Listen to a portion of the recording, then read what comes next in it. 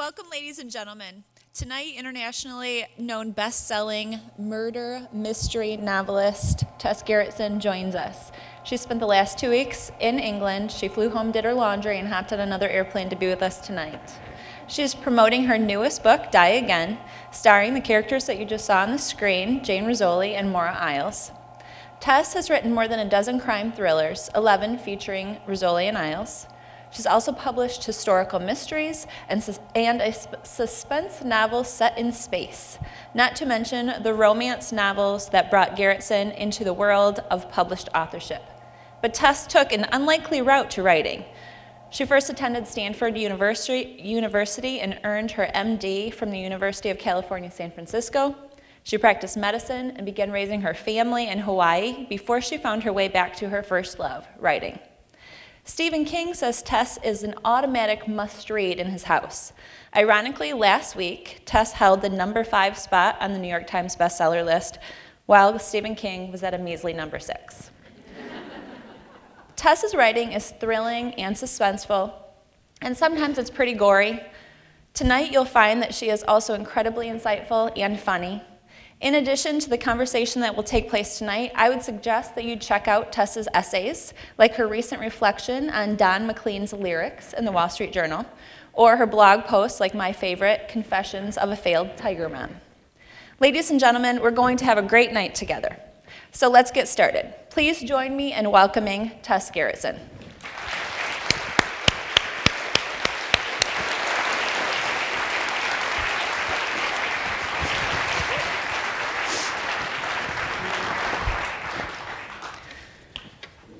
I had the pleasure of spending the day with Tess, and I was worried yesterday, what if I run out of questions? And now I'm really worried that I'm not going to get to everything on my list. So we're going to jump in here. Tess, I mentioned that you took kind of a roundabout route to the writing life that you have now. Can you tell us what that looked like? How did you get here? I knew I wanted to be a writer since I was 7 years old, which seems to be a universal age for a lot of writers to self-identify. But I am the child of Chinese immigrants, and Asian immigrants are really focused on security for their children. And my dad said, writing is not a way to make a living. So he convinced me to go into science, and that explains why there are so many Chinese doctors and engineers and computer scientists. Because our parents all told us the same thing.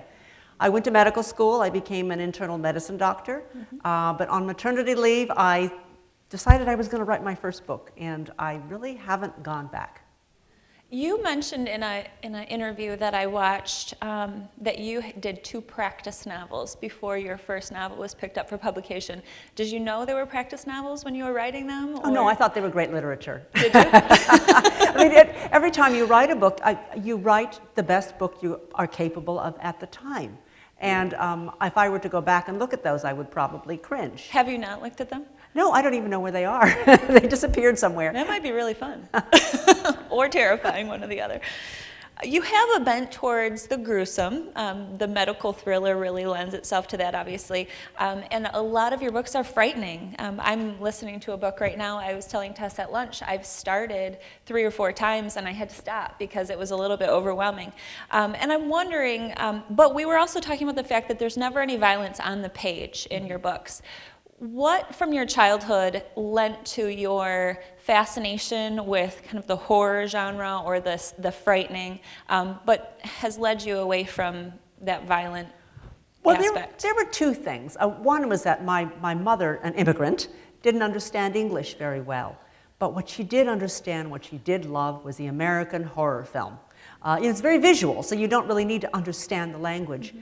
She dragged my brother and me to every scary movie that Hollywood ever made. This was before the era of PG ratings, so we sat and screamed our way through our childhood in movie theaters. And I learned that was sort of the epitome of entertainment, was to frighten your audience. I also learned a lot of sort of storytelling rules from Hollywood. If there's a rock and you turn it over, something weird is going to crawl out. If the door is locked, don't open it. There's something bad behind it. But there's something else that I haven't told you about, and that was I was exposed, in a sense, to a homicide when I was a child. This is not so funny. I had a beloved family friend named, I'll just call him Uncle Michael. He was about 6 years older than me. He and his mother was a really good friend of my mom, so they would come over to visit, and Michael and I spent a lot of time together.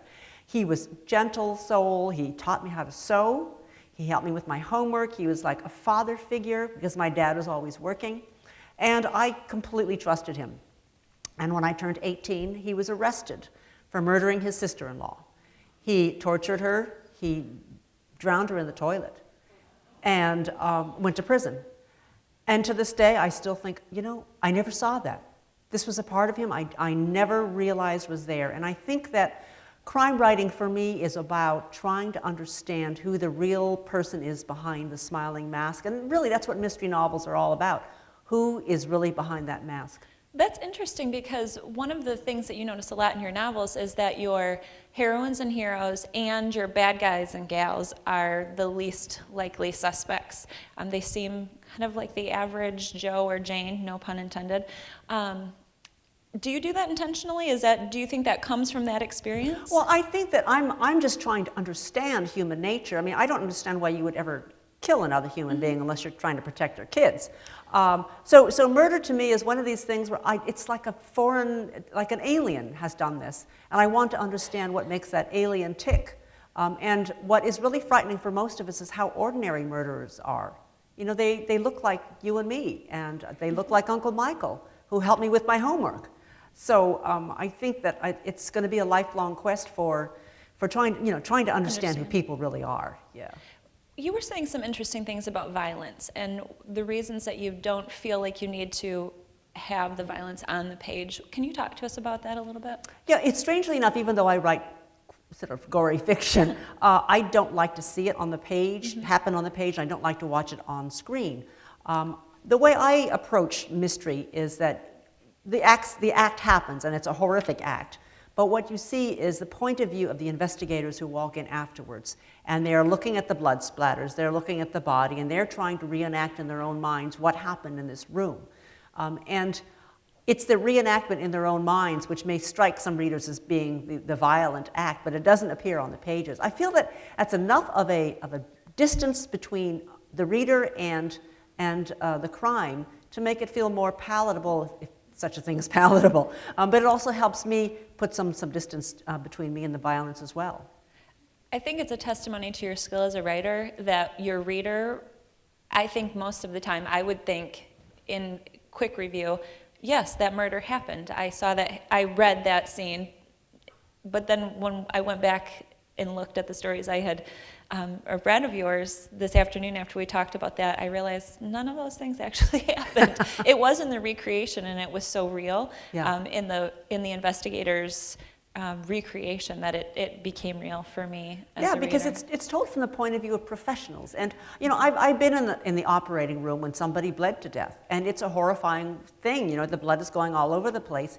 But in that situation, you aren't there to be horrified. You're there to do a job. And you're there with your arms, you know, elbow deep in blood saying, where's the bleeder, where's the bleeder? And you don't have time to be horrified. You're just there to do your job. And I think that's what Jane and Maura do when they walk into a room like that. You started out in medicine. You were actually practicing physician. And then you started writing, and you were writing romance novels.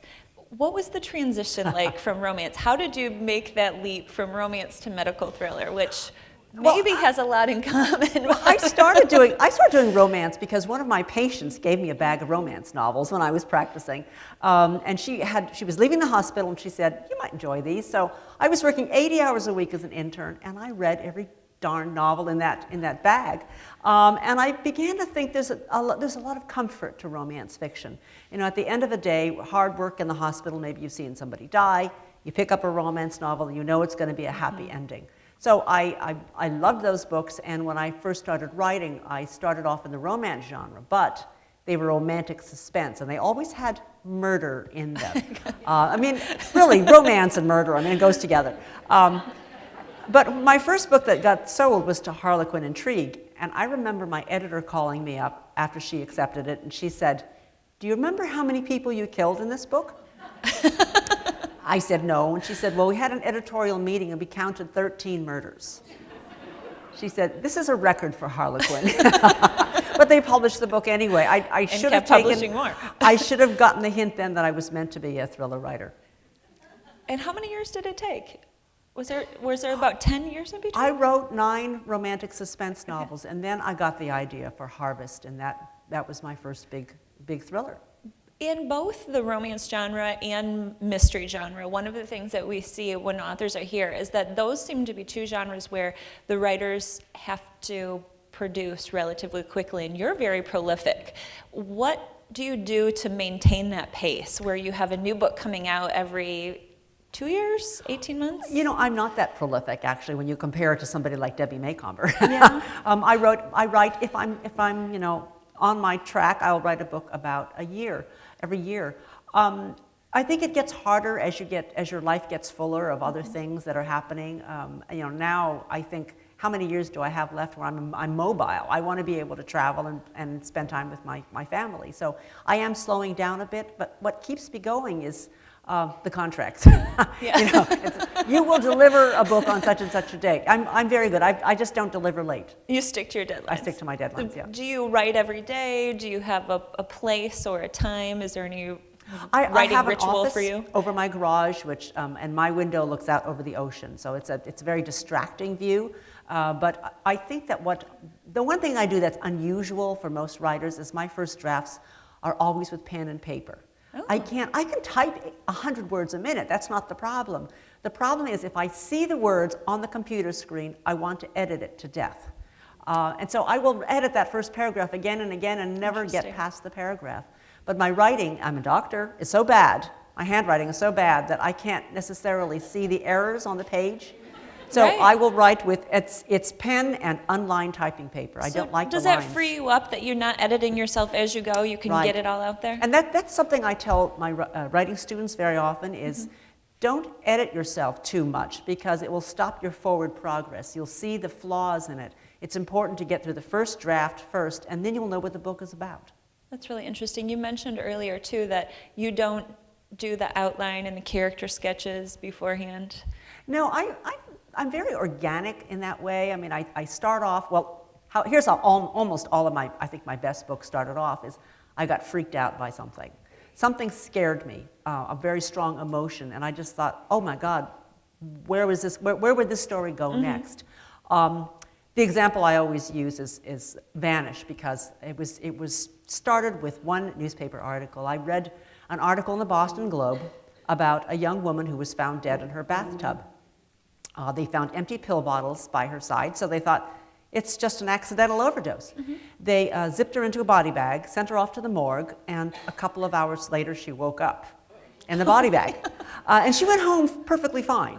But it's one of those things where you read that and think, oh, this is the beginning of a book. What happens next? So I start off with some incredible idea like that, and then I want to see what happens next. And in that particular case, she woke up in the morgue where Rizzoli Isles was working late one night. Maura sends her off to the emergency room, and in the hospital, the dead woman does something nobody expects.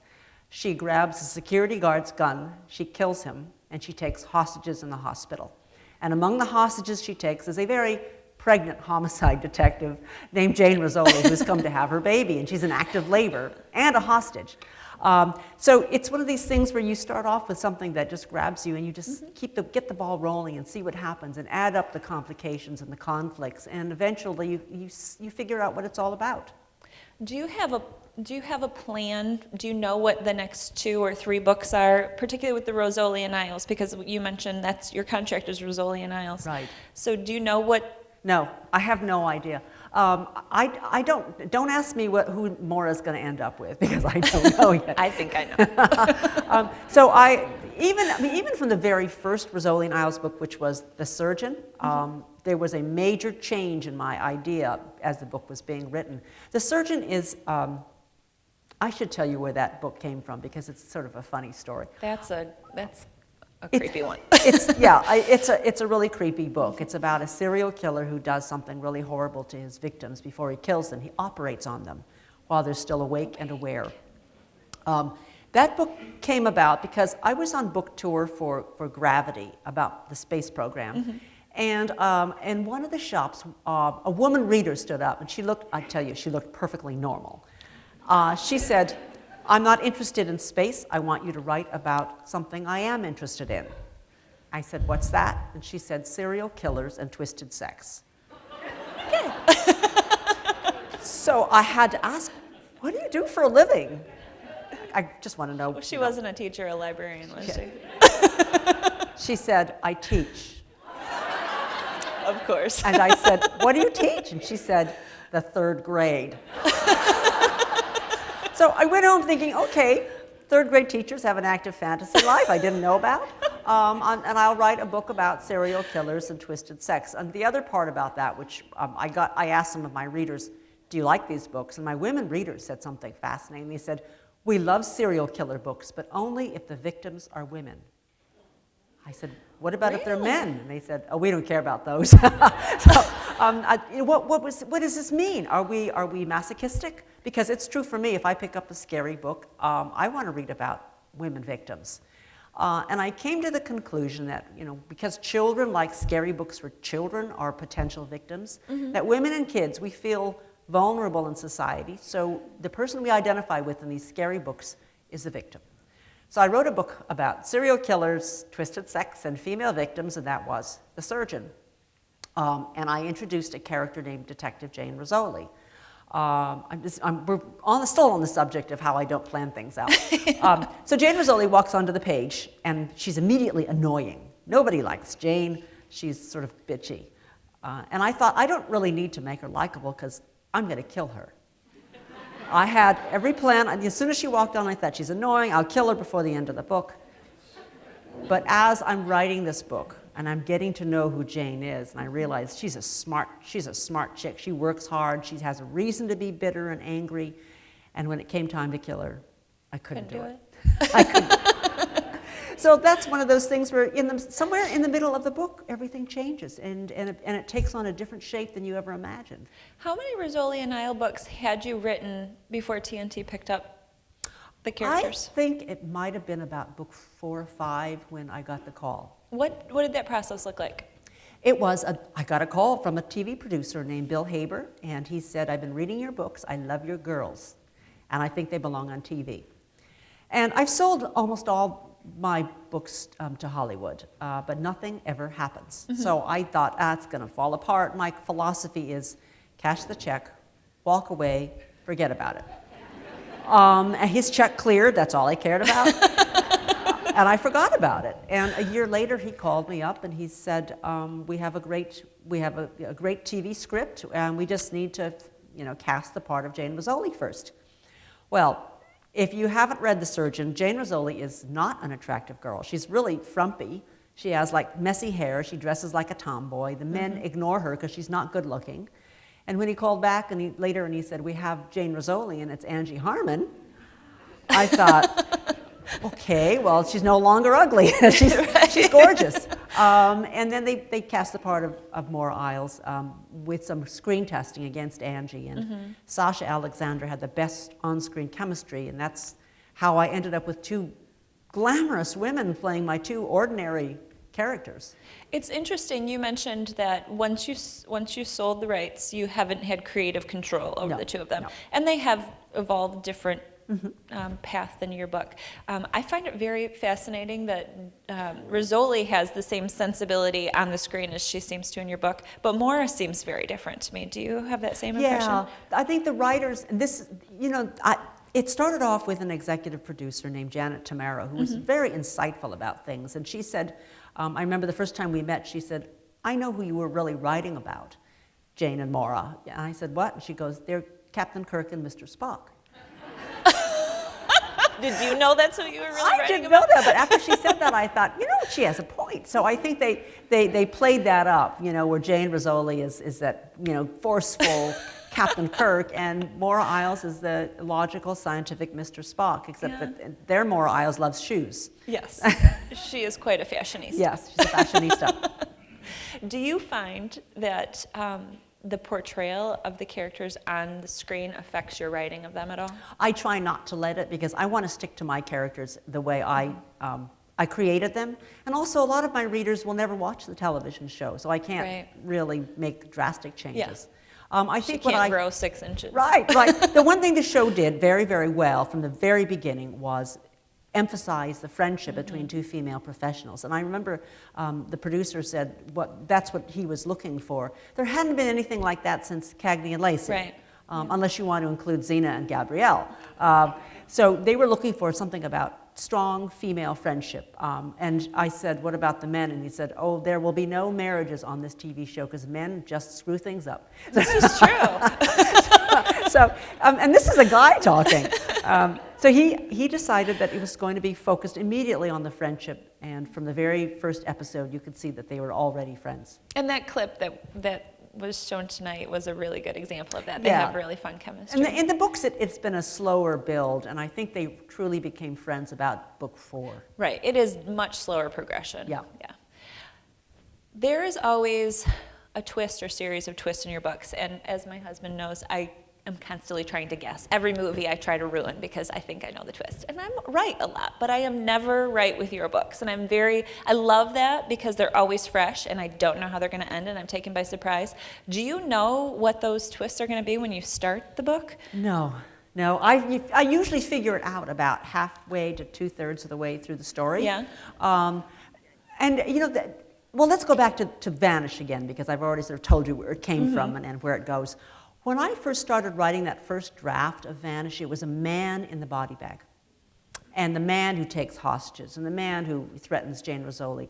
And about halfway through, I thought, I don't know why he's doing any of these things. I don't know what his motive is. Right. And even worse, I was bored with the story. So how do I handle that? I get writer's block with every single book I've written because I don't know what happens next. Okay. I went on a long drive. And I find that a lot of writers tell me this, that long drives sort of get the creative juices going because you're semi-focused on the road, but your mind is still working. And on that drive, I realized what my problem was.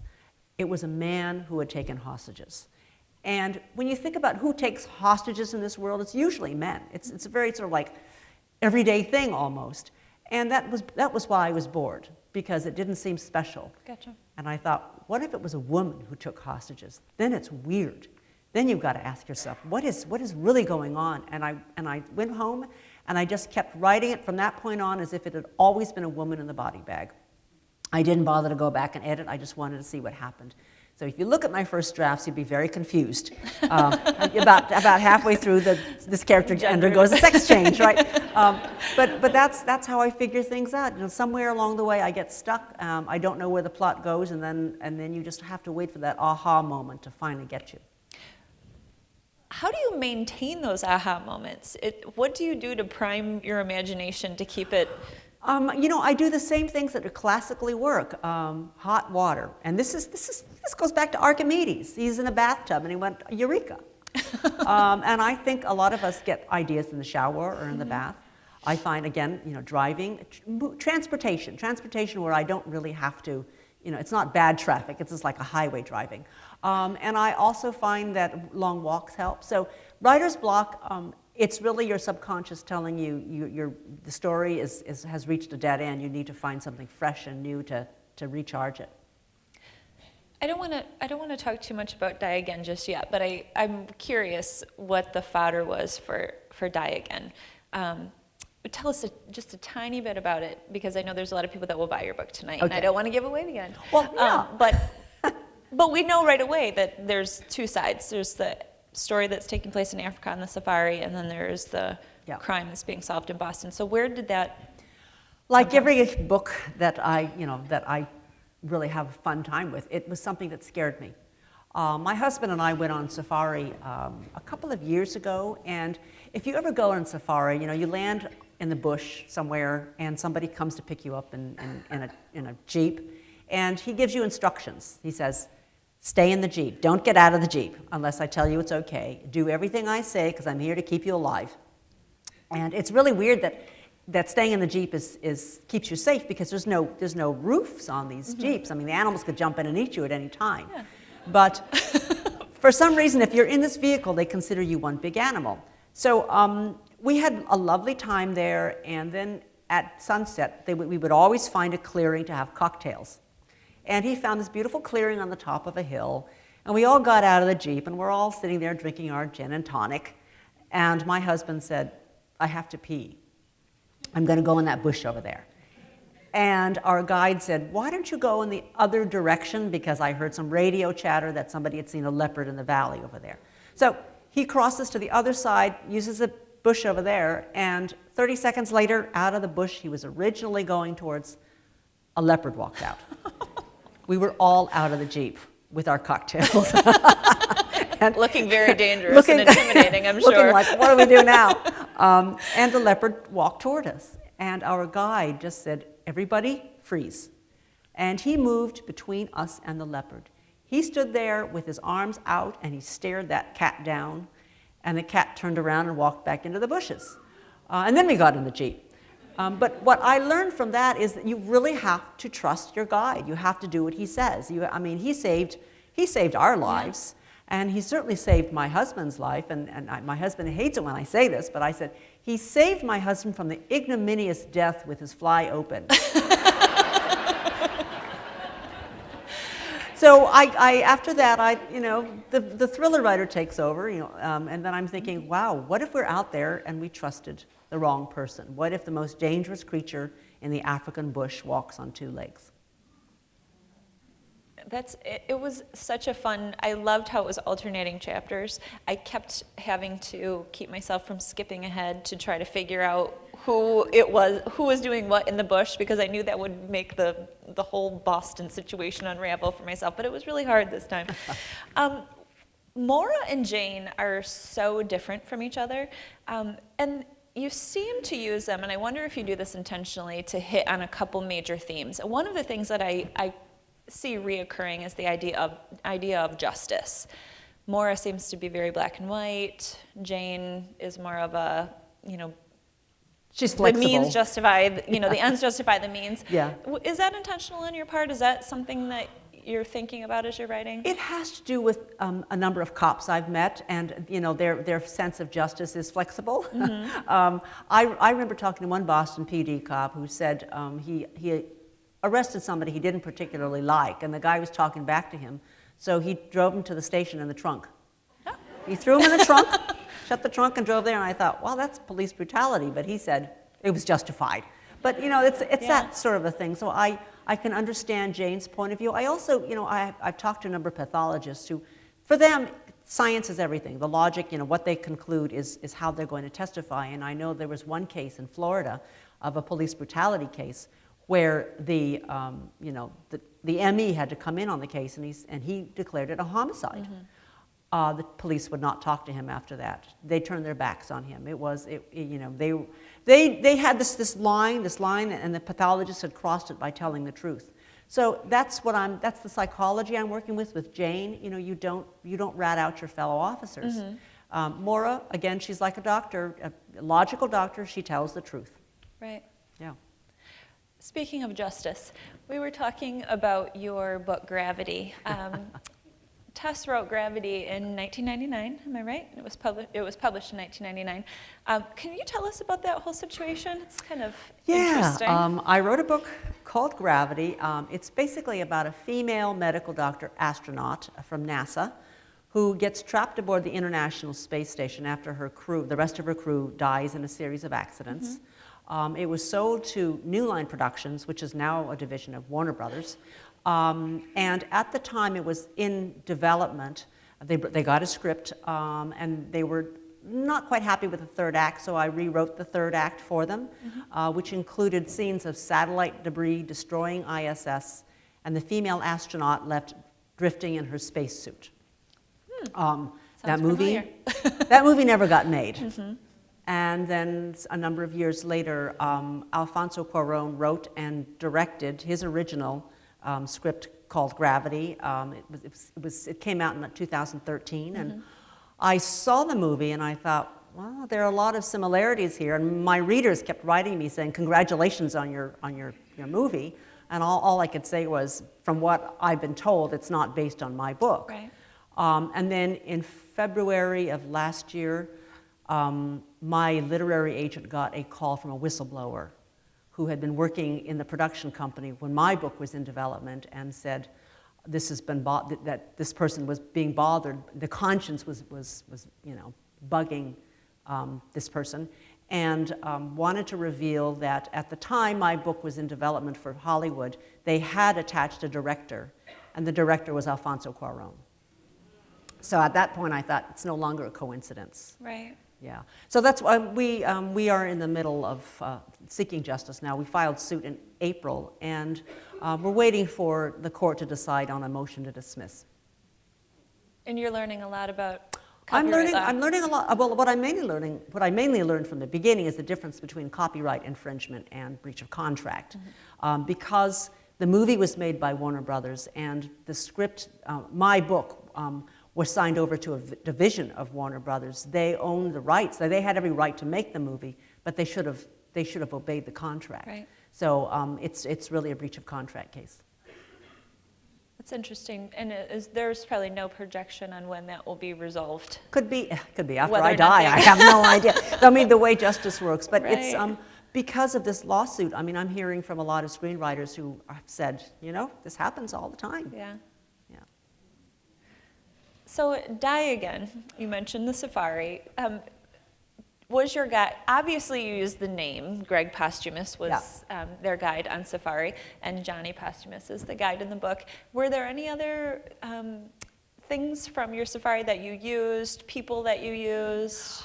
It was mostly stuff that our guide, who's really named Posthumus, would tell us. I mean, little things he would say, like if you run into a lion or a carnivore, face them head on, because that's how they differentiate between prey animals and predatory animals.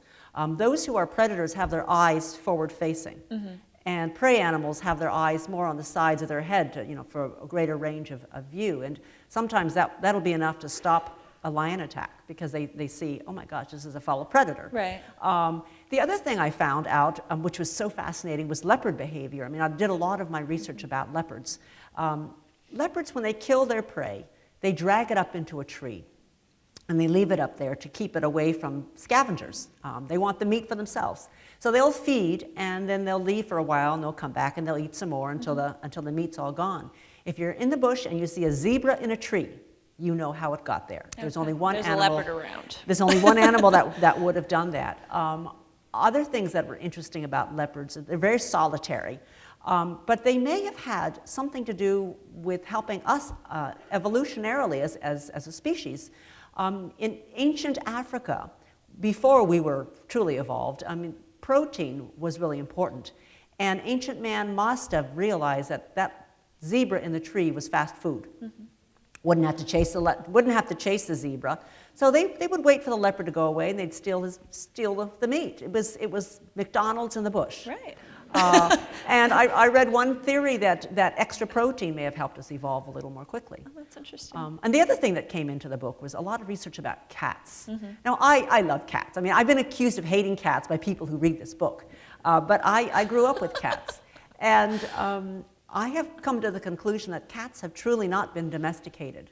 That they've domesticated us to serve them. That's happened in my house, yeah, for sure. we are the can openers. And cats have, I mean, unlike dogs are truly domesticated. They live to serve us, but not that same way with cats. The other thing about cats is they have a disease that is really fascinating. It's toxoplasmosis. And you pick it up by, handling the litter box. And, That's why I make my husband do it. Right, and if you get infected, it can cause, cysts in your brain. And what that does is it has a wide range of behavioral changes in human beings. It can turn people schizophrenic. It can make people bipolar. It can lead to general clumsiness, so that you're more accident prone. What it means is that the old myth of the crazy cat lady has a biological basis for it.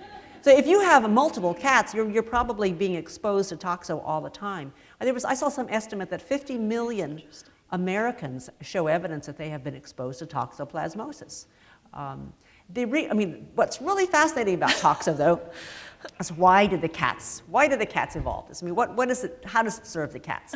Well, if a rat or a mouse gets infected with toxo through the soil, it makes them insanely attracted to the scent of cat urine. Oh. So rats and mice will go right towards their predator. I mean, it just helps the cat. Cats are the masters of the universe. Yeah, clearly. Yeah. I did not know my cat had that much power. That makes me worried. Tell me about the research process that goes into your books. It really depends on the book. The book I like to use for my research when I talk about research is Gravity, because that was the one that really was most out of my sphere of knowledge. I usually start off, and that book took about 6 months of pure research, no writing. I start off my research with a lot of reading, and luckily this was pre-9/11, so the shuttle manual, the ISS manual were all online on the NASA website. They're gone now. So I started off reading that, and I also I try to bone up on the culture of whoever I'm going to be talking to. I was an anthropology major in college, so I found that really important. But when it gets time to the nitty-gritty, you have to talk to people who know. And my issue was, I knew it was going to be about a disaster aboard ISS.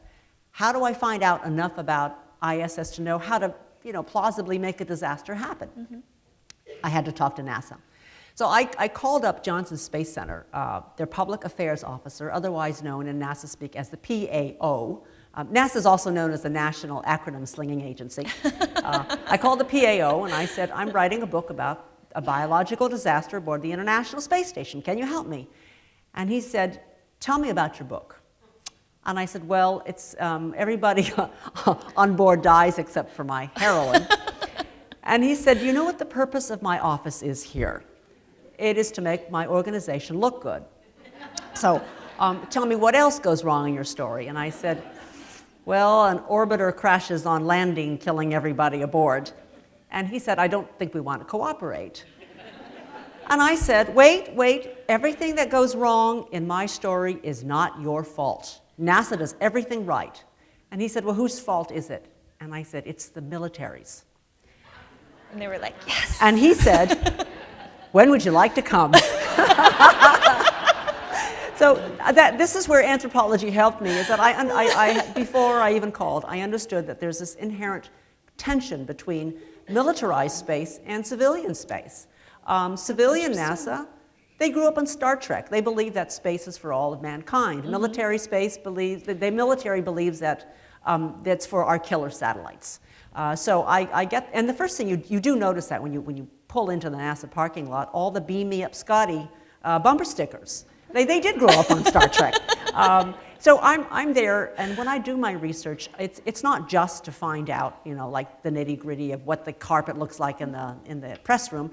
I'm there to find out things that freak me out, things that bother me, because those are the things that my audience would like to know about. The inside things that they don't want to tell you. I remember asking the PAO, what are the chances of a disaster in space? And he said, well, we tell the public 1 out of 1,000. And of course I heard that preface, yeah. We tell the public. And I said, well, what is it really? And he said, we've done the calculations. We know how often systems fail. 1 out of 50 launches the missions will go badly wrong. And this is before Columbia went down. Mm.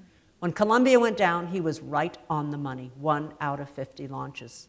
So it raises your respect for these astronauts. Yeah. They know this. They know that when they're strapped into their launch pad and they're about to blast off, that the news agencies have already written their obituaries.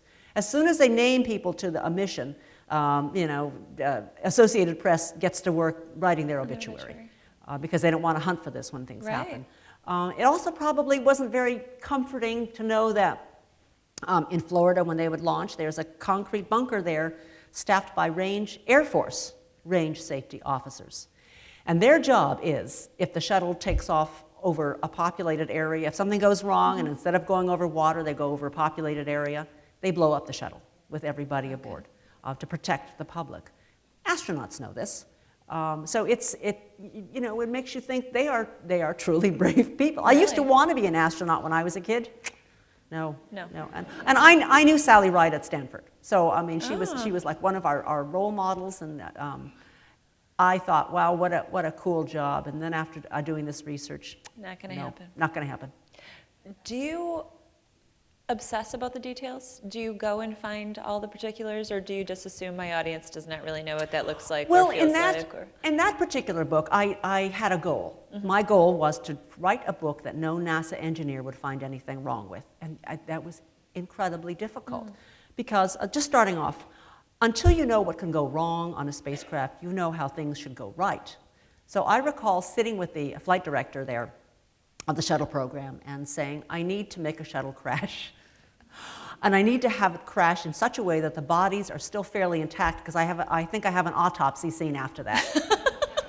And he just looked at me like I was crazy. He said, you know, as far as we know, everything has, you know, we have backup systems for backup systems. I can't tell you how to make a shuttle crash, because everything that could go wrong we thought of already. And so I said, well, let's approach it a different way. What if your crew goes unconscious? Can you land that shuttle using your computers in Houston? And I just assumed yes, because everything's computerized. Right. And he said no. He said that you need a human hand to flip 3 switches starting from orbit. One to start the deorbit burn, to get it, you know, out of orbit. The second is, as the ship is coming in the atmosphere, to launch air data probes to help the shuttle line up on the runway. And then you need a hand to flip the switch to lower the landing gear. And I said, you just answered my question. Because in the book, my crew goes unconscious between the second and the third switch. So it's all lined up, ready to come in the landing, and then nobody lowers the landing gear. Orbiter crashes. Bodies are not so badly damaged. I can get my autopsy scene. And it's those little things that you really need to get, you need to pick somebody's brain for that, because you can't find that anywhere. And a couple of months after the book came out, I got a call from somebody who worked at Johnson Space Center. He called and he said, I read your book, I'm an engineer here, and you got something wrong. I hate those calls. And I said, well, what did I get wrong? And he said, well, you have your hero drive into the Building 30 parking lot and park his car. I said, yeah. And he goes, I've worked here 20 years. I've never found an empty space in that lot. If that's your biggest mistake, you did a good job. So, you know, he called to say how accurate he thought the book really was. But, you know, every moment of writing that book, I was terrified that I was out of my depth. And it was like jumping off a cliff with no net. And I think that's why that's the book, it's my favorite. I was sharing with you that I've heard that a few times this week as people knew I was going to be able to talk to you, that I loved Gravity. And yet Gravity sold the fewest copies of any book I've written.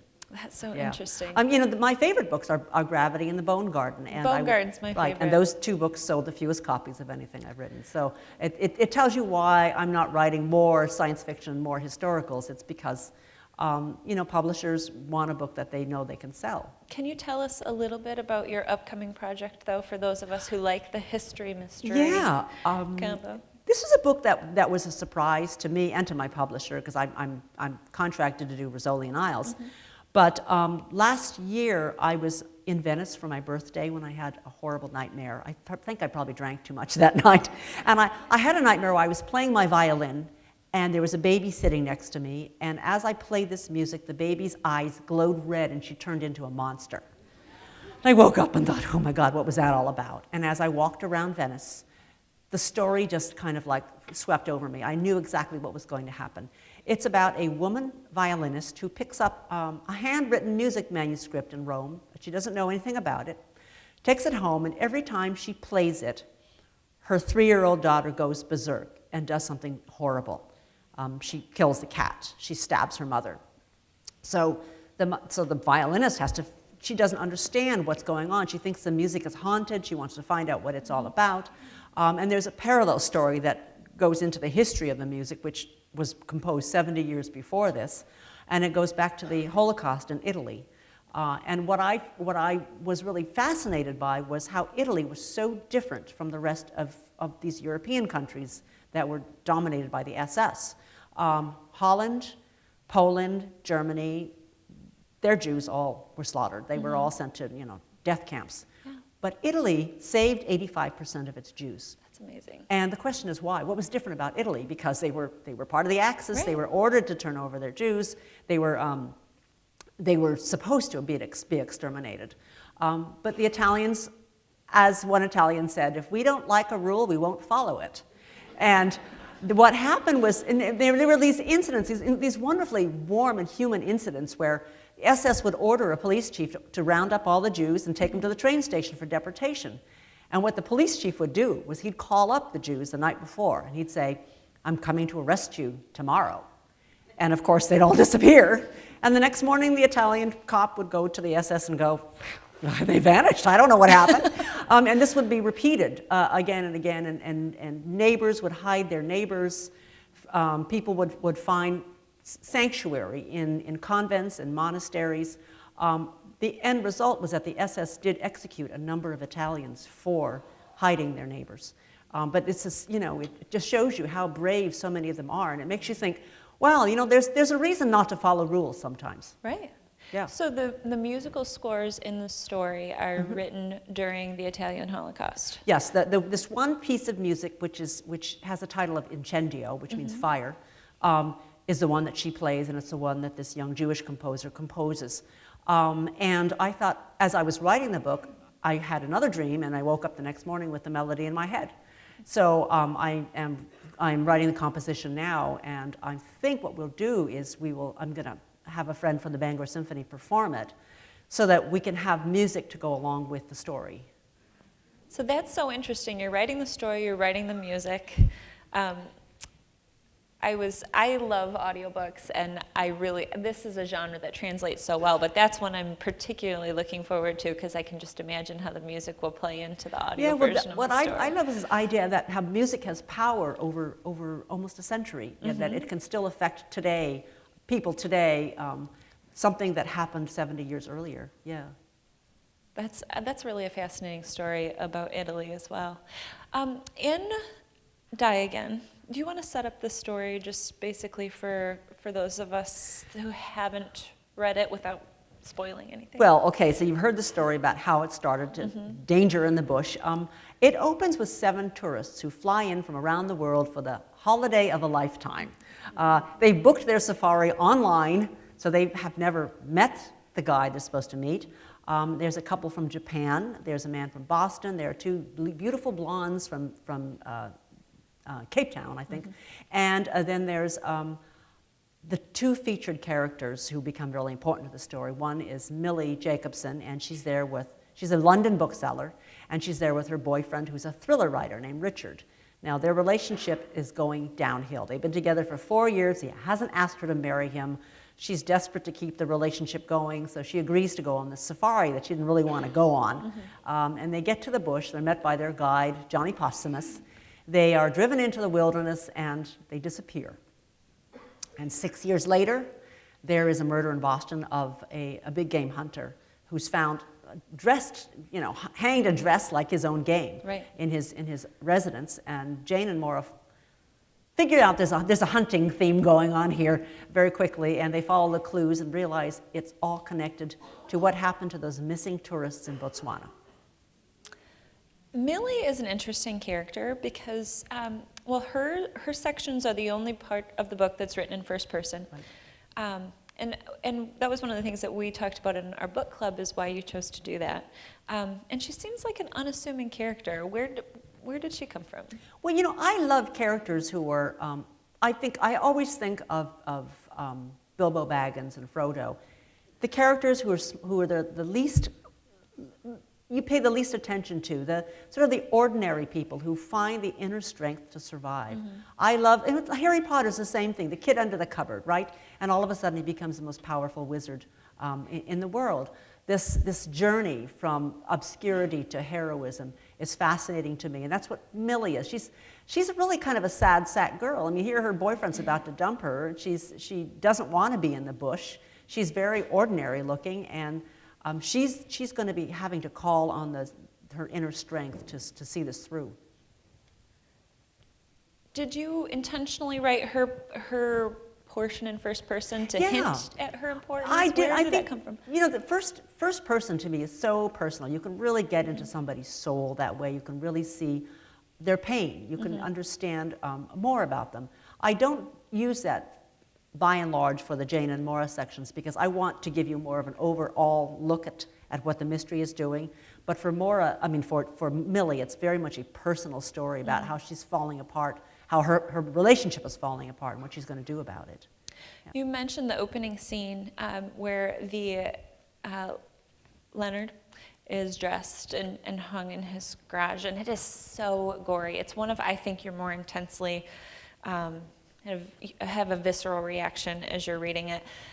Where the goriness, is this part of your medical training? Is it just part of your personality? Well, it's anatomically correct, and that's what I try to be. I mean, if you cut somebody open, there's something in there. Yeah. I have actually broken down a deer, and I helped my son gut chickens. So it's just like second nature to me, I guess. But no, I think that if you're going to describe a crime scene, you have to describe it from the point of view of Maura Isles. And what does she see? You can't just say, body's there, knife is in the back, ho-hum, right, and skip the rest of it. You want to see what she sees because you want to enter her world. Another interesting thing in the book was naming Millie. Yeah. Can you tell us about that and tell us more about your work with Alzheimer's? My dad died of Alzheimer's, and I think it's really a disgrace that we don't have more money devoted to research for Alzheimer's. So I had a fundraiser for Alzheimer's research. I invited my readers to give as little as $5 to $10 to the Scripps Institute in San Diego, which does a lot of biomedical research, and they specify Alzheimer's. And I said, we're going to have like a drawing, and whoever wins, every $5 you give us, you get another entry. Whoever wins the drawing gets to name a character in my next book. So one man won. He only had to give, I think, $20, and he won. And he said, I want you to name it after my mother who died of Alzheimer's because I want to see her live again. And my mother's name was Millie Jacobson. So she's the one who really is this ordinary girl who comes, really finds herself in the bush. That's now, will you do things like that in the future?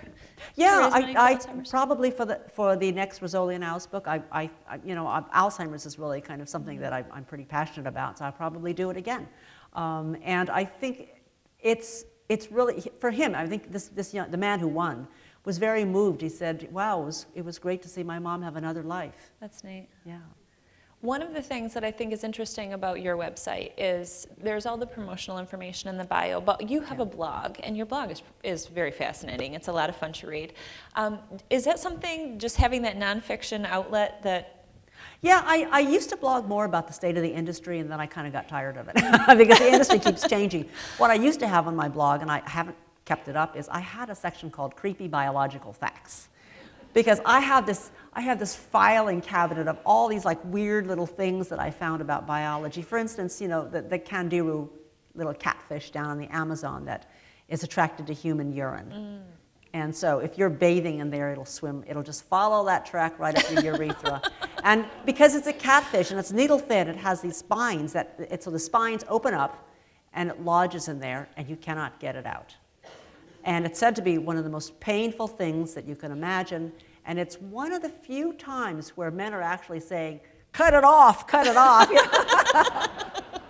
So, I mean, I find things like this that kind of make you go, well, that's fun, or that's freaky, or wow, I would like to share that fact. So my sons are used to mom's freaky facts. Yes.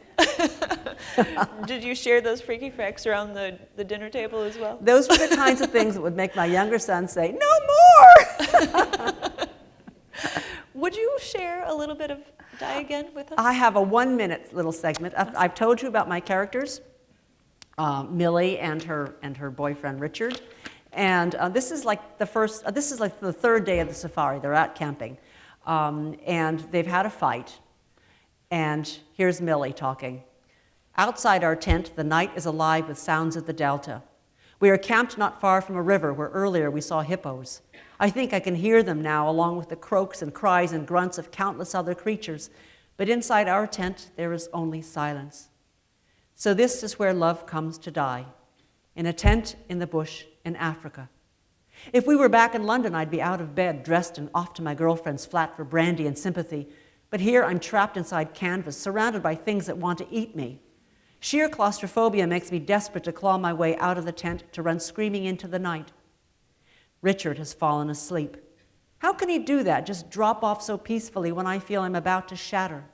I listen to him breathe in and out, so relaxed, so steady, the sound of him not caring. He's still deeply asleep when I awaken the next morning. As the light of dawn seeps through the seams of the tent, I think with dread of the day ahead. Another uneasy drive as we sit side by side, trying to be civil with each other. Another day of slapping mosquitoes and peeing in the bushes. Another evening of watching Richard flirt with the blondes and feeling another piece of my heart crumble away. This holiday cannot possibly get worse, I think. And then I hear the sound of a woman shrieking. Things are about to get worse. It's interesting that you chose to read that section. One of the things that we agreed really in book club is that we loved your depiction of Africa. It was so vivid and beautiful, and you could tell you had been, even without reading the cover, the book jacket, that you had been there and that you weren't working on photographs. It was really I loved Africa. My only fear is that this is going to discourage people from going on safari, and I do not think anybody should be discouraged. I think everybody should go and see it at least once. I also find it interesting that there's a pretty significant love story wrapped into this book, and that doesn't always happen. In yours. There is. The question is, who do you trust? Yeah. Who should you fall in love with? And maybe you should listen to your heart sometimes. We're going to take questions from the audience this evening, so we'll turn that over.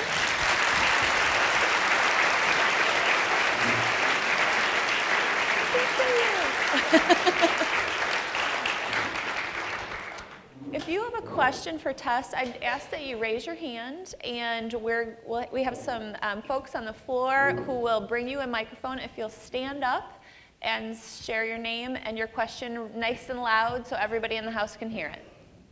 Right back here? Yes, I understand that you are a physician and a writer and you have expertise in anthropology and stuff, but where did you get your expertise in music? You're writing compositions. It just fascinates me how faceted you are. I learned to play the piano, like every little Chinese girl in the U.S. I played the piano and I learned the violin when I was younger. And nowadays, I play mostly Irish music with a bunch of friends. We all get together for jam sessions. But when I hear music, I can usually write it down pretty quickly. You have another over here? Go ahead, stand up. Hello, my name's Elizabeth. What do you think of the practice of tape recording your story as it evolves?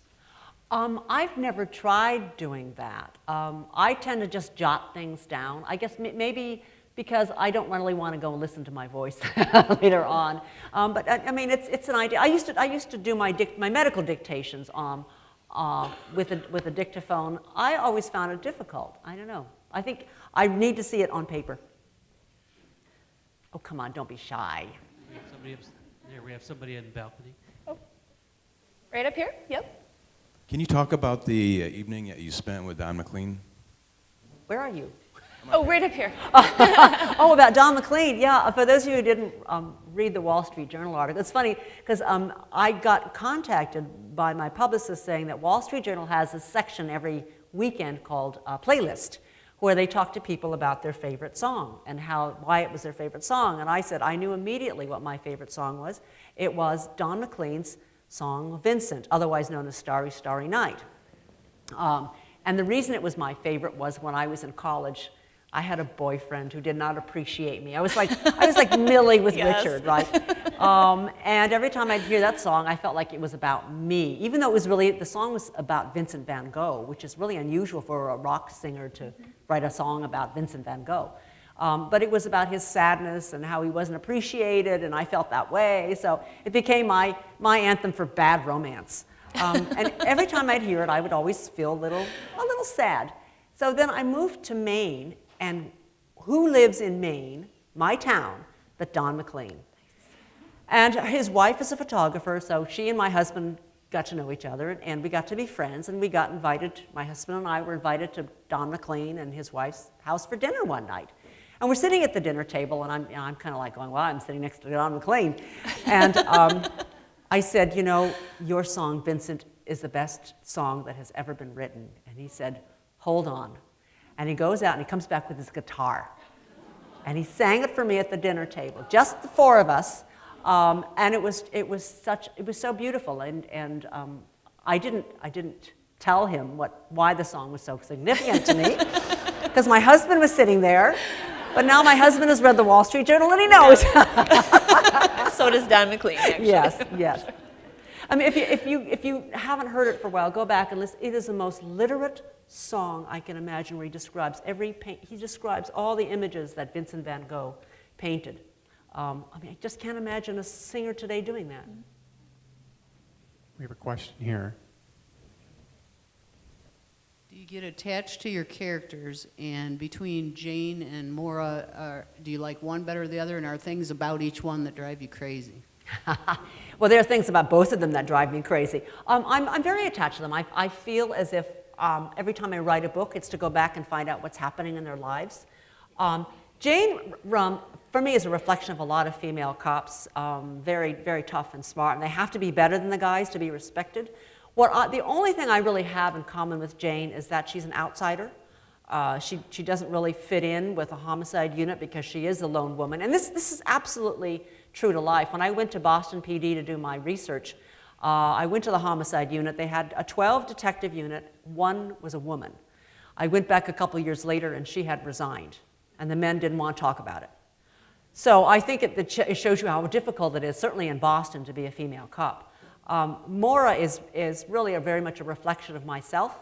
In fact, if you read her biographical details, Maura and I went to the same college, the same medical school, we drive the same car, and we drink the same wine. So yeah, she is very much like me. I like to think I'm logical. I like to think that I am scientific.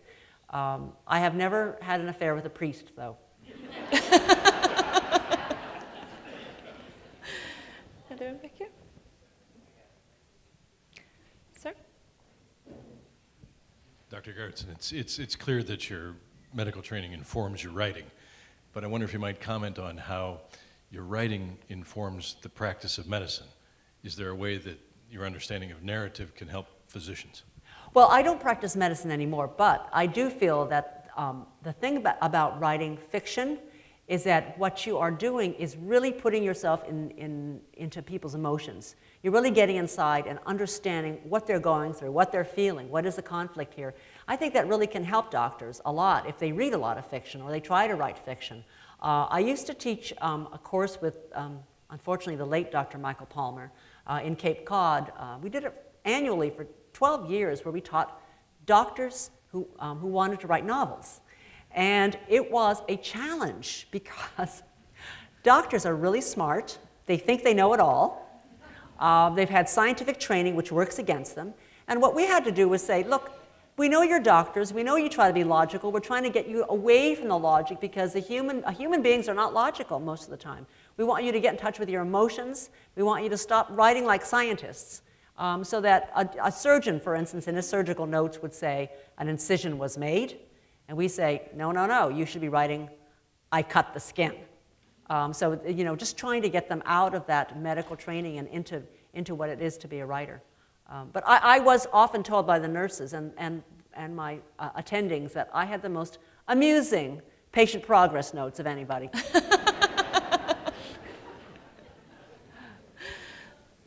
Wait for the microphone. There's a couple of them. There's a few over here.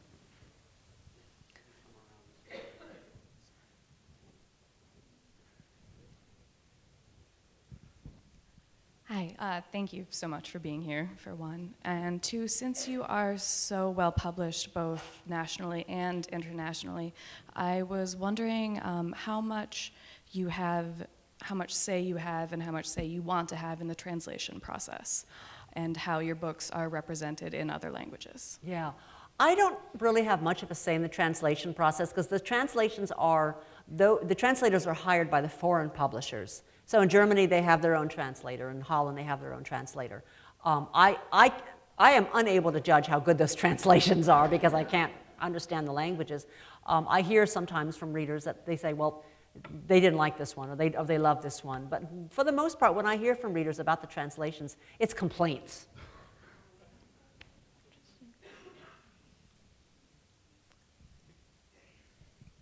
Hi, Jenna. Jane is very different from the books to the television show. Yep. How do you feel about that? You know, it was, I had to adjust to that. Overall, it's really been wonderful to watch the television show because it helps familiarize people with the characters. And I've learned to accept that there are differences because it is Hollywood, number one. And I also have this musical metaphor I use, which is I wrote the original tune, and they're doing the jazz version on TV. So at least it all still comes back to me. You know, there's no other way you can't really get yourself upset about it because just, you know, that's the way of Hollywood.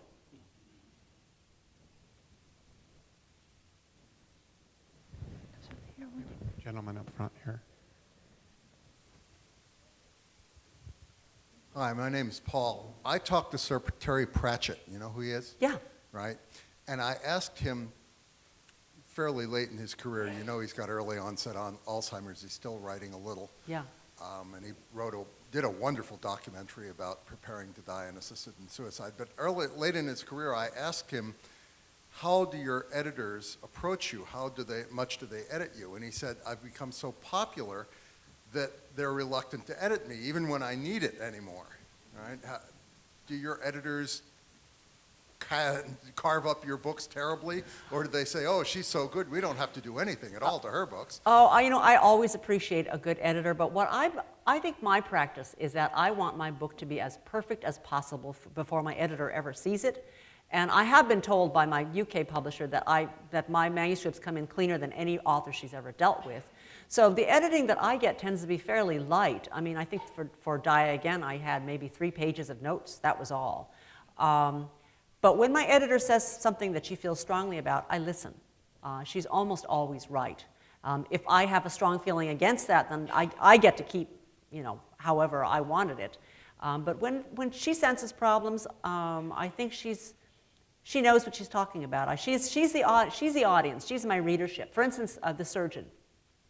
At the end of The Surgeon, my 2 main characters, it's clear they fall in love with each other, but they're not suited to each other, and so they separate at the end. And my editor called me up and she goes, you can't have them do that. They have to have a happy ending. They've gone through so much. Please give them a happy ending. So I did, and she was absolutely right. Yeah, I think it made it a much more satisfying book.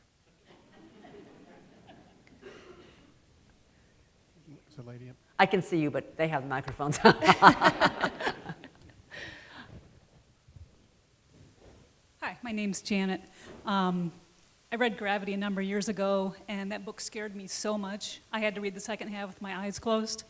But I wanted to ask, you've written romance, you've written science fiction, and historical suspense and thriller. Is there anything else out there that you're interested in writing that you haven't gotten to yet? Well, I wanted to write a young adult book for quite some time, having to do with science. You know, I think it was several years ago, we were having this issue about the fact that Americans are falling behind in science, and that a large number of Americans do not believe in evolution. They still believe in creationism. And I thought, wow, maybe there's a future when the creationists take over and they suppress scientists, and maybe being a scientist is actually an offense that can end you up in jail. What kind of a future would that be? So I had thought about that, you know, writing a young adult novel like that, where maybe the children of scientists are sent away to camps for re-education, to learn what really happened about Adam and Eve, creationism essentially. So that was an idea I had spun around with, but you know, Rizzoli Isles is taking up all my time now. I think after I retire, I'll finally write the books I want to write. Okay, we have time for 1 or 2 more questions.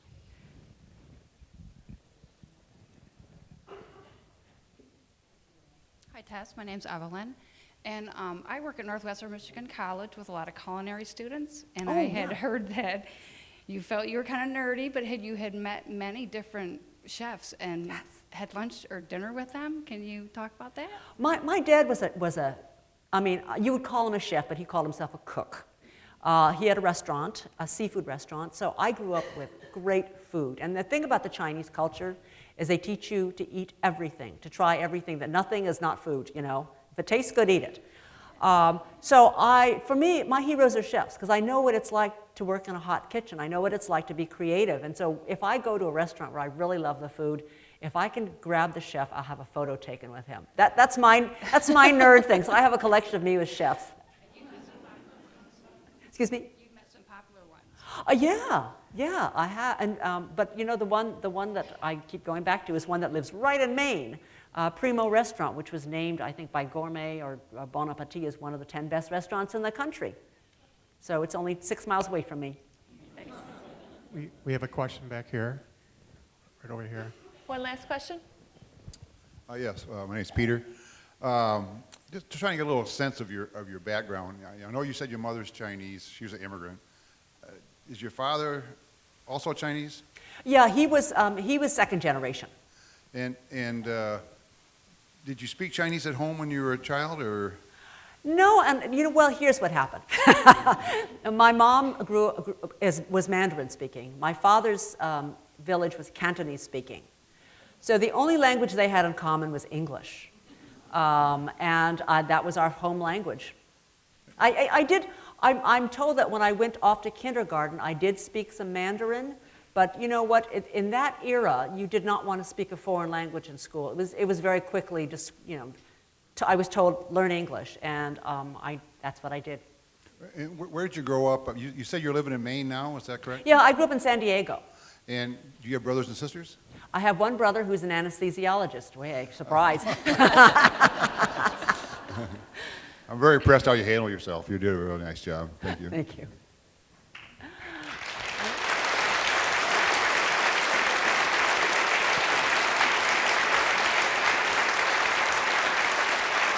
Tess, thank you. Thank you so much for being here with us tonight. Thank you. It was a lot of fun. And thank you for being a great audience. Ladies and gentlemen, we are going to meet you out front in a few minutes. If you're interested in buying a book or getting one signed, Tess will be out in about 10 minutes. We're going to give everybody a little bit of time to filter out of the auditorium, and we'll be out front shortly. Thank you again for coming, and thank you so much for being here. Thank you. It was a lot of fun.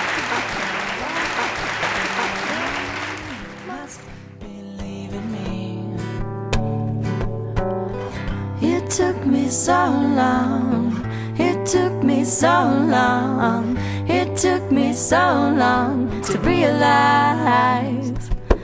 Birds fly over the trees, yeah, they're looking down at me and they say